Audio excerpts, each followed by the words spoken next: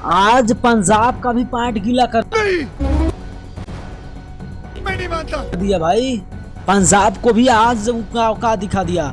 और मैं बात करूं केकेआर के टीम भाई ऐसा क्यों कैसे कर रहा है। यानी कि पहले चेन्नई को 103 रन पर ऑल आउट किया, उसके बाद 111 पर ऑल आउट कर रहा है भाई। कैसे हो रहा है। यानी कि केकेआर के बॉलिंग की बात करें, सुनील नारायण की बॉलिंग की बात करें भाई, एक पे एक बद सिंह की बात करें, गजब की बॉलिंग फेंक रहे हैं भाई। केकेआर शायद इस साल लग रहा है कि वो अलग ही लेवल में आ रहा है भाई। और केकेआर का बात करें जो कि लगातार सीएस के जैसे इतने टीमों और पंजाब इस साल की टीमों में देखा जाता था भाई, जबरदस्त टीम, उनको भी 111 पे रोक दिया जाकर। यानी कि गजब की बैटिंग यानी कि बॉलिंग कर रहा है केकेआर। और केकेआर का इतना ही मैं बता दूं, केकेआर चाहता है इस मैच को भी तुरंत ही खत्म करना देना, मगर भाई ये पंजाब है, इतना मुमकिन नहीं हो गया।